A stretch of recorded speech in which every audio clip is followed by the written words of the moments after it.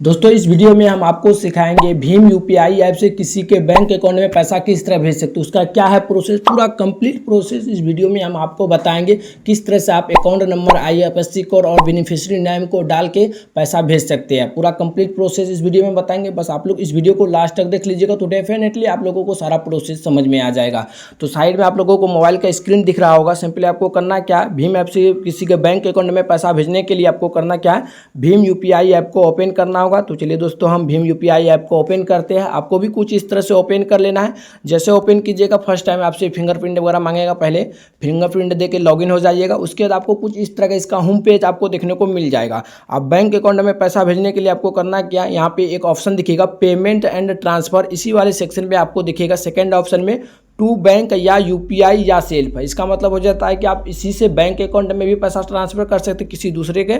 उसके बाद यूपीआई मतलब आप यूपीआई आईडी पर भी पैसा ट्रांसफर कर सकते हैं इसी वाले ऑप्शन के अंदर से। उसके बाद है सेल्फ, यानी कि आप खुद का अकाउंट में पैसा भेज सकते हैं। यानी कि अगर आपका भीम यूपीआई ऐप में 2-3 बैंक अकाउंट लिंक है तो आप एक बैंक से दूसरे बैंक में पैसा भेज सकते हैं सेल्फ को सिलेक्ट करके। तो चलिए दोस्तों हम किसी दूसरे के बैंक अकाउंट में पैसा भेजेंगे तो उसके लिए हम सिंपली टू बैंक पे क्लिक करते हैं। उसके लिए आपको करना क्या है, यहाँ पे दिखेगा बैंक का transfer send money to another bank account. यानी कि आप किसी दूसरे के बैंक अकाउंट में पैसा भेजना चाहते हैं या फिर खुद का ही बैंक अकाउंट में पैसा भेजना चाहते हैं तो बैंक का ट्रांसफर को ही सिलेक्ट कीजिए। तो चलिए दोस्तों हम तीर वाला आइकन पे क्लिक करते हैं। देन कुछ इस तरह का इंटरफेस आएगा। उसके बाद आपको बोलेगा बैंक को सिलेक्ट कीजिए कि आप किस बैंक अकाउंट में पैसा भेजना चाहते हैं। जैसे कि यहाँ पे आपको बहुत सारा बैंक अकाउंट देखने को मिल जाएगा, आप यहाँ से भी सिलेक्ट कर सकते हैं। या फिर आपको यहाँ पे एक ऑप्शन दिखेगा सर्च बैंक, इस पर क्लिक करके आप बैंक को भी सर्च कर सकते हैं। यानी कि आपको यहाँ पे ढूंढने में थोड़ा दिक्कत हो रहा है तो आप यहाँ पे सर्च कर सकते हैं। जैसे कि हम स्टेट बैंक ऑफ इंडिया में पैसा भेजेंगे तो सिंपली यहाँ पे हम सर्च करते हैं स्टेट बैंक लिख करके सर्च करते हैं। स्टेट बैंक जैसे लिखे ऊपर में ही शो कर गया स्टेट बैंक ऑफ इंडिया। तो चलिए हम इस पर क्लिक करते हैं। उसके बाद आपको यहाँ पे बैंक का डिटेल्स डालना होगा कि उसका अकाउंट, आप जिसका भी अकाउंट में पैसा भेज रहे हैं तो उसका अकाउंट का डिटेल्स डालना होगा। जैसे कि यहाँ पे बोल रहा है फर्स्ट ऑप्शन में आपको बैंक अकाउंट नंबर डालना है। उसके बाद यहाँ पे बोल रहा है नीचे में कन्फर्म बैंक अकाउंट नंबर डालने के लिए बोल रहा है। तो सिंपली जो यहाँ पे डालिएगा सेम बैंक अकाउंट को यहाँ पे डाल दीजिएगा, बैंक अकाउंट नंबर को। उसके बाद यहाँ पे आईएफएससी कोड में आपको कुछ आईएफएससी कोड यहाँ पे आपको शो कर रहा होगा, जैसे कि आप लोग देख पा रहे होंगे। इससे आगे जो भी आईएफएससी कोड है वो आईएफएससी कोड को यहाँ पे डालिएगा।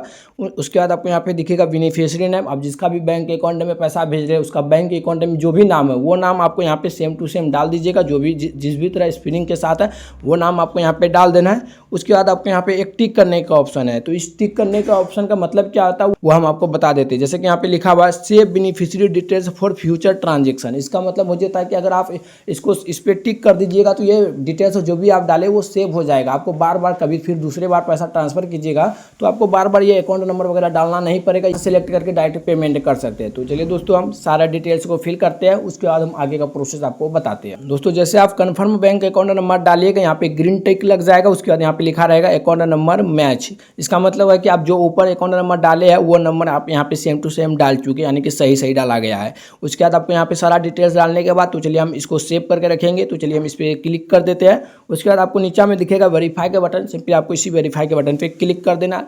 थोड़ा सा लोडिंग लेगा, देन आपको बोलेगा अमाउंट सेलेक्ट कीजिए आप कितना रुपया भेजना चाहते हैं। जैसे कि हम एग्जांपल के लिए हम 1 रुपया भेजेंगे तो 1 रुपया डाल लिए। डालने के बाद आपको सिंपली नेक्स्ट के बटन पे क्लिक कर देना है। तो चलिए हम इस पर क्लिक करते हैं। देन आपको बोलेगा बैंक को सिलेक्ट कीजिए या फिर ऑटोमेटिक सिलेक्ट रहेगा। अगर आपको चाहते हैं कि आपके अगर भीम यूपीआई में 2-3 बैंक अकाउंट लिंक है तो इस पर क्लिक करके आप बैंक को देख सकते हैं। आप जिस भी बैंक अकाउंट से पैसा भेजना चाहते हैं वो बैंक को सिलेक्ट कर लीजिएगा।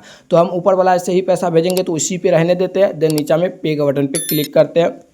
जैसे आप पे के बटन पे क्लिक कीजिएगा देन कुछ इस तरह का इंटरफेस आएगा। आपको बोलेगा यूपीआई पिन डालने के लिए, आपका जो भी बैंक का यूपीआई पिन है वो यूपीआई पिन को डालिएगा जिससे आप पैसा चेक करते होंगे। सेम वही यूपीआई पिन को आपको यहाँ पे इंटर कर देना है। तो चलिए दोस्तों हम अपना यूपीआई पिन को इंटर करते हैं। यूपीआई पिन को इंटर करने के बाद आपको यहाँ पे एक सही का बटन दिखेगा, इस पर आपको क्लिक कर देना है। तो चलिए दोस्तों हम इस पर क्लिक करते हैं।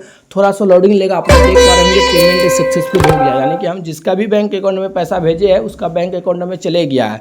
आप उसको व्हाट्सअप में स्क्रीनशॉट भी शेयर कर सकते हैं। बस आपको शेयर पे क्लिक करना है, उसके व्हाट्सएप में स्क्रीनशॉट को शेयर कर देना है। कुछ इस तरह से आप भीम यूपीआई से किसी भी बैंक अकाउंट नंबर पर पैसा भेज सकते हैं।